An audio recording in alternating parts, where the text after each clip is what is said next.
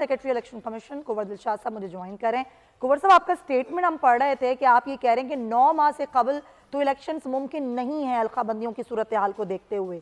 क्या ये इससे भी आगे बढ़ सकते हैं? देखें, सबसे बड़ी अहम बात यह है कि मैंने जो बात की है वो आइन और कानून और एक्ट को मद्देनजर रखते हुए मैंने अपना एक माजी का एक्सपीरियंस और तजर्बा जो है वो आपके सामने पेश कर दिया। और सबसे बड़ी अहम बात यह है कि हमारी अदलिया जो है जो फैसला करेगी वो अदलिया के फैसला इलेक्शन कमीशन ने उसको मानने का पाबंद है, जिस तरह भी अदलिया फैसला करेगी।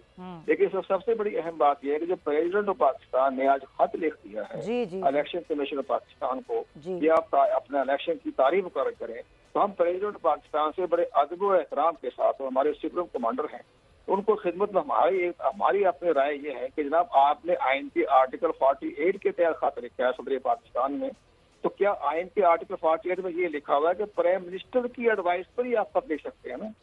तो आपने तो प्राइम मिनिस्टर की एडवाइस को नजरअंदाज कर दिया, तो इलेक्शन कमीशन पाकिस्तान आपके हकामात को नजरअंदाज कर देगा, क्योंकि आपने तो प्राइम मिनिस्टर को ओवर बाईपास कर दिया।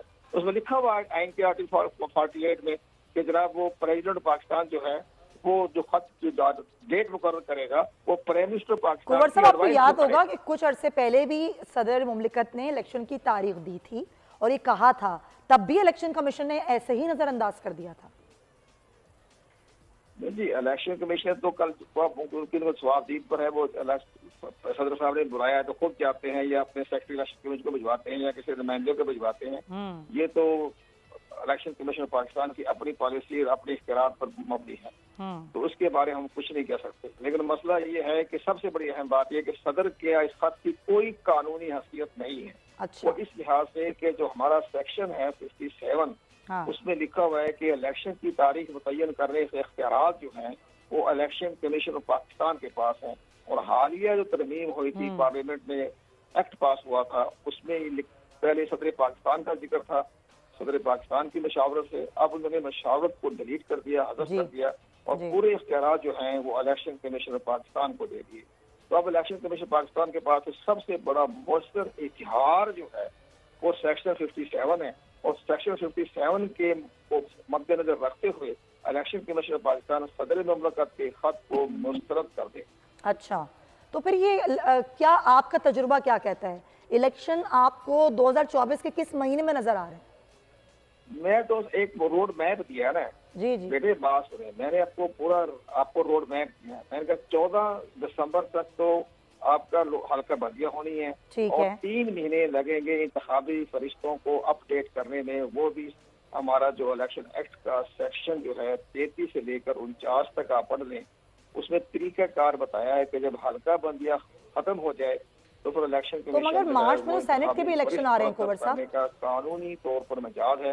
और माजी के 3-4 फैसले सुप्रीम कोर्ट ऑफ पाकिस्तान के भी आ चुके हैं कि जब हल्का बंदी हो जाए तो इलेक्शन कमीशन जो है गलतियों से मुबर्रा शफाफ। लेकिन इसमें जो एक रुकावट आ रही है वो इलेक्शन आप कह रहे हैं 3 महीने और तैयारियों के लिए चाहिए, मार्च में सेनेट के इलेक्शन है, फिर उसका क्या होगा? हमें कानून के मद्देनजर रखते हुए कहा ये इलेक्शन मई से पहले होते हुए नजर नहीं आ रहे। तो फिर जो सेनेट के इलेक्शंस हैं उनका क्या मामला नजर आ रहा है आपको?